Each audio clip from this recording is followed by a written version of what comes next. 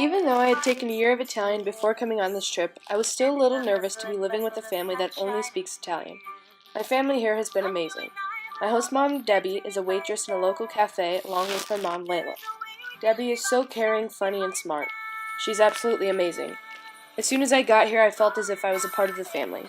Her dad, Luigi, is a retired pianist. Debbie's bosses and friends, Maurizio and Michaela, own the cafe and a restaurant called the Vista Mare in town. During my time here, we would eat with Debbie's family, Maurizio and Michaela, and sometimes other friends and family at the Vista Mare. Since day one, Maurizio has loved to joke around with me. We've had an ongoing joke that out of everyone I have met, Maurizio is the only person that is mean and a liar, and everyone else is nice and always tells the truth. In reality, Maurizio is extremely nice, caring, and absolutely hilarious. Everyone I have met through Debbie has been nothing but kind to me. She has an amazing group of friends and family, and I'm so grateful that I got to be a part of that.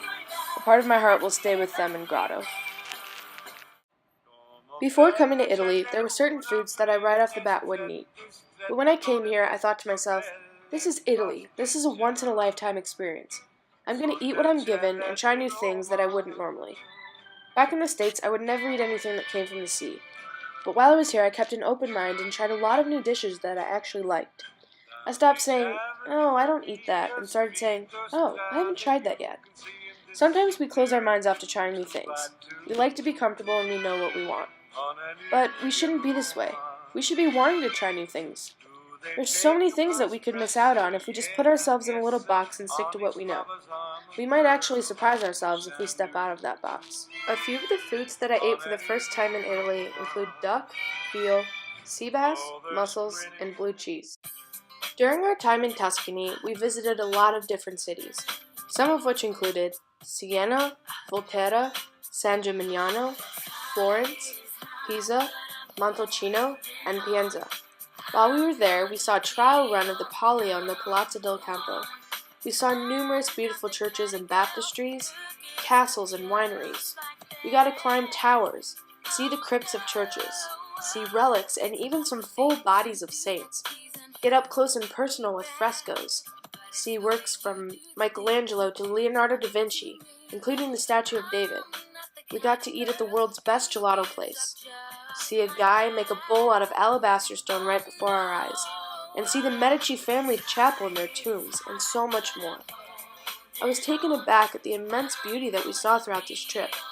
No picture can capture the feeling of being breathless in the presence of such beauty that we were able to see over the past 8 weeks. Overall, this trip has been such an incredible experience, and I'm so fortunate that I've been able to be a part of it. I realize that English really is a universal language. Everywhere you travel, people know English. It makes me wonder why we don't, as Americans, make a lot better efforts to learn other languages. Studying abroad helped show me that the world is such a beautiful place, and that I want nothing more than to spend the rest of my life exploring and experiencing everything it has to offer. And while we were in Tuscany, we stayed at an agriturismo. An agriturismo is kind of like a farmhouse where people can stay, and everything served, both in food and drinks, must be made on that property, even butter. And the property of the agriturismo itself was absolutely breathtaking. It was just vineyards for miles and miles, and it was honestly one of the prettiest things I've ever seen. Our 9-day trip in Tuscany will stay with me for a lifetime. I think the Dolomites was my favorite trip that we took. We stayed in a little town called Cortina, and the second day we were there, we traveled to the mountains where we were going to take a small glass tram that fit about 25 people up 9,000 feet to the top of the mountain by a little cable cord. I was so scared to get in the tram because I have a huge fear of heights, and this is coming from someone who won't go on ski lifts, Ferris wheels, or even escalators.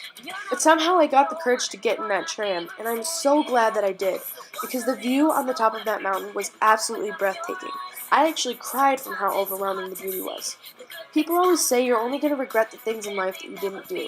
And while I agree with that statement, I've never actually felt that way when trying to decide to do something or not. Why are we so scared to experience new things?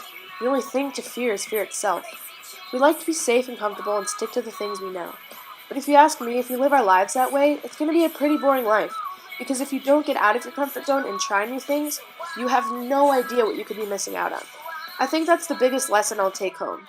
I learned to take advantage of the opportunities that were given to me, whether it's deciding to go up a mountain in a tiny little tram, apply for a new job, or just take the first step to talk to someone. Just do it. Seize every moment and make life meaningful. Do the things you love, but also the things that scare you.